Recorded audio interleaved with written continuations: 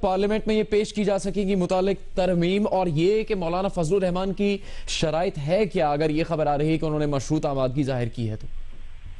دیکھیے، مولانا فضل الرحمان صاحب کا جو موقف ہے وہ تو خود ہم جیسے ان کے مداحوں کو بھی سمجھ نہیں آ رہی ہے، بلکہ ان کی جماعت کے اکثر لوگ بھی جب مجھ سے ملتے ہیں وہ خود بھی اس کے سب سے زیادہ متمنی ہیں۔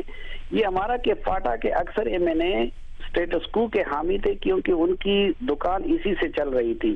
یہ تو لوگوں کا دباؤ ہے کہ جس کی وجہ سے وہ فاٹا کے ایم این ایز بھی اب مرجر کی حمایت میں آ گئے ہیں، لیکن حکومت جو اس کے منشور کا حصہ تھا تمام بڑی جماعتوں کا، حکومت نے پہلے کمیٹی بنانے میں تاخیر کر دی، پھر سفارشات کو سامنے لانے میں تاخیر کر دی، پھر سفارشات کو منظوری کی میں تاخیر کر دی، اور اس میں ایک بڑا اخلاقی پوائنٹ یہ بھی ہے کہ وفاقی کابینہ نے صرف اس ایک سفارش کی نہیں، سپریم کورٹ اور ہائی کورٹ کے ریٹ کی ایکسٹینشن کی، بلکہ تمام سرتاج عزیز کمیٹی کی سفارشات کی منظوری دی ہے، اور اس میں مولانا فضل الرحمان صاحب کے دستراز اور ان کے جماعت کے اکرم درانی صاحب بھی کابینہ کے ممبر ہیں۔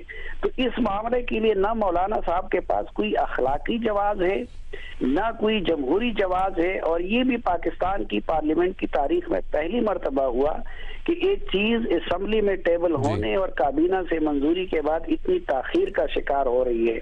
تو میرے خیال میں مولانا صاحب نے اپنے آپ کو بھی ایک مشکل میں ڈال دیا ہے، اور حکومت کو بھی بڑی ایمبیرسمنٹ کا نہ صرف سامنا کرنا پڑے۔ دیکھیں، جو روزانہ اپوزیشن واک آؤٹ کرتی ہے اس میں پیش مسلم لیگ نون کے رکن قومی اسمبلی شہاب الدین خان ہیں۔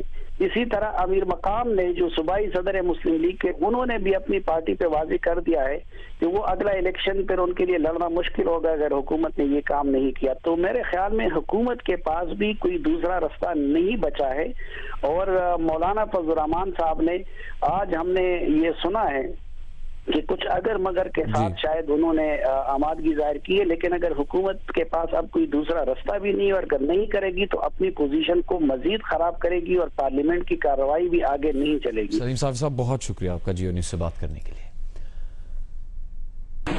فاٹا سے نون لیگی ایم این اے شہاب الدین آفریدی نے حکومت سے مطالبہ کیا ہے کہ حکومت اتحادیوں کو چھوڑے اور فاٹا کے خیبر پختونخوا میں انضمام کا فیصلہ کرے۔ ایک آدمی اسمبلی کے فلور پر کہتا ہے کہ فاٹا پاکستان کا حصہ نہیں۔ حکومت اور ریاستی ادارے اس شخص سے پوچھیں کہ وہ یہ بات کس حیثیت سے کر رہا ہے۔ کوئی فاٹا کے لوگوں سے پاکستانی قومیت نہیں چھین سکتا، انہوں نے اس کے لیے قربانیاں دی ہیں۔ فاٹا سے نون لیگی رکن قومی اسمبلی شہاب الدین اور دیگر نے کہا کہ ایجنڈے سے فاٹا اصلاحات بل ہٹانے پر افسوس ہوا۔ حکومت اتحادیوں کو چھوڑے اور فاٹا کے خیبر پختونخوا سے انضمام کا فیصلہ کرے۔ وہ ہر صبح اٹھ کر پاک سرزمین کا ترانہ پڑھتے ہیں، ان کی تیسری نسل قومی ترانے کو جاری رکھے ہوئے ہے۔ انہوں نے کہا کہ ان کا تعلق مسلم لیگ نون سے ہے، حکومت میں اسی لیے آئے تھے کہ فاٹا کو مین سٹریم میں لائیں گے۔ آج ہمیں پاکستانی نہیں سمجھا جاتا تو بتایا جائے کہ ہم کس ملک کے شہری ہیں۔ حکومت سے درخواست ہے کہ وہ فاٹا انضمام کا اعلان کرے۔ فاٹا سے رکن اسمبلی شاہ جگول آفریدی نے کہا کہ کورم پورا نہیں ہو رہا، اس سے بڑا عدم اعتماد کیا ہو سکتا ہے۔ اور army chief general Qamar Javed Bajwa آج سینٹ کی پورے ایوان پر مشتمل کمیٹی کو قومی سلامتی کے امور اور اپنے بیرون ملک دوروں سے متعلق بریفنگ دیں گے۔